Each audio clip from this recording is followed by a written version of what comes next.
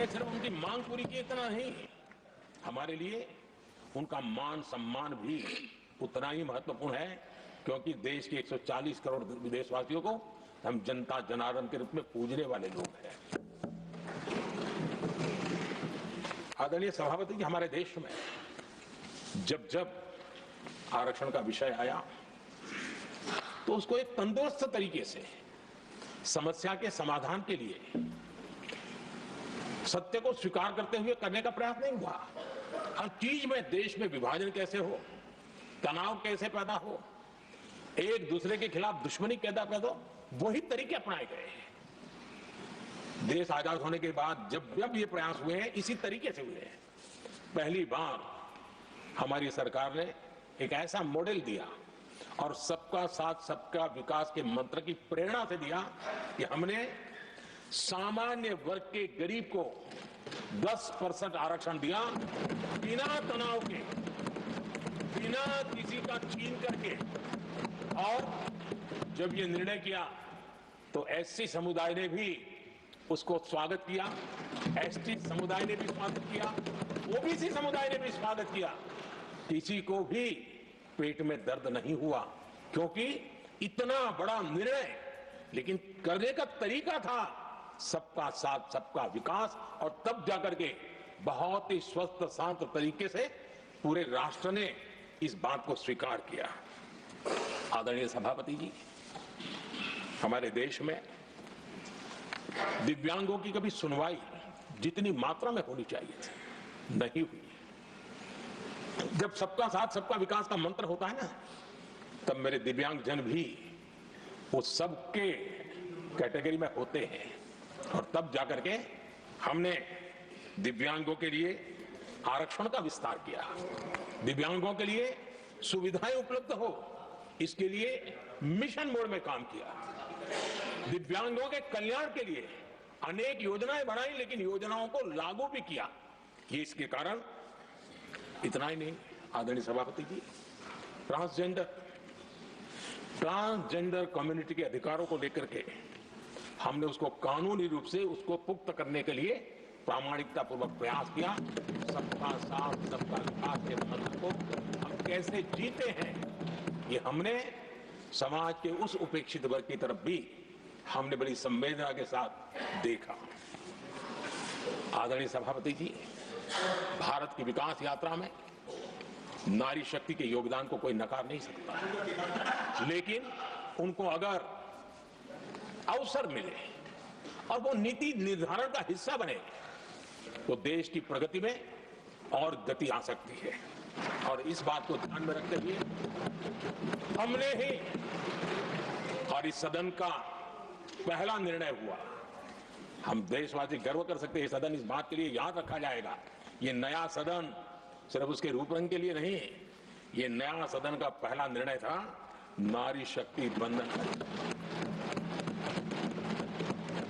इस नए सदन को हम किसी और तरीके से भी कर सकते थे, हम हमारी वाहवाही के लिए भी उपयोग कर सकते थे, पहले भी होता था, लेकिन हमने तो मातृशक्ति की वाहवाही के लिए इस सदन का आरंभ किया था, और मातृशक्ति के आशीर्वाद से ये सदन अपना कार्य आरंभ किया है।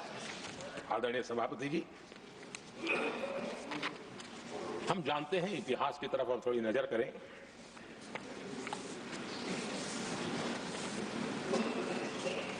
यानी मैं कह रहा हूं इसलिए नहीं,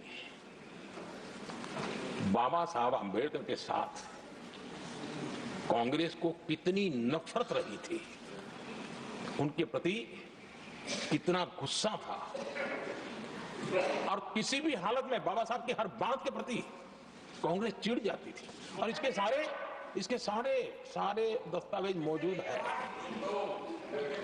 और इस गुस्से को दो बार बाबा साहब को चुनाव में पराजित करने के लिए क्या कुछ नहीं किया गया। कभी भी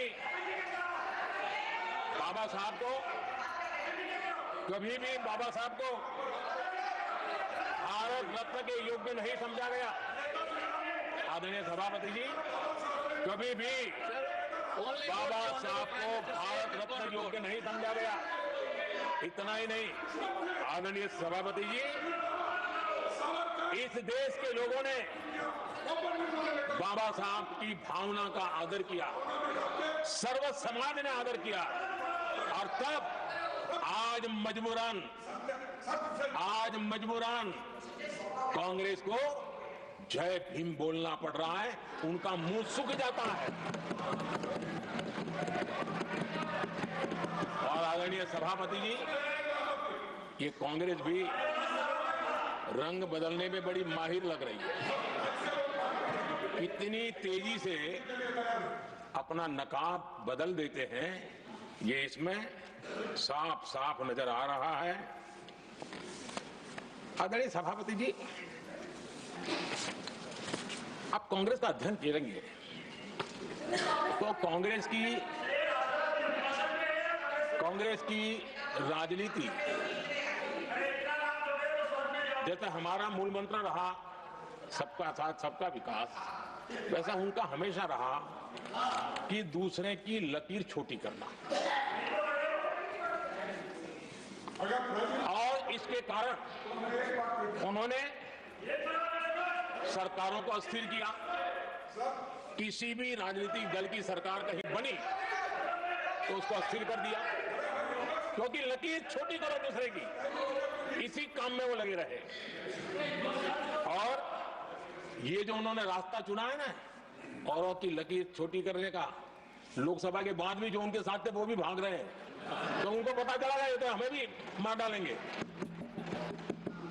और यही उनकी नीतियों का परिणाम है कि आज ये हाल हो गए हैं कांग्रेस के।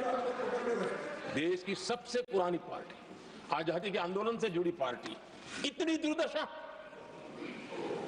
ये औरों की लकीर छोटी करने में अपनी शक्ति खपा रहे हैं ना, अगर वो खुद की लकीर लंबी करते तो उनकी ये दशा नहीं होती।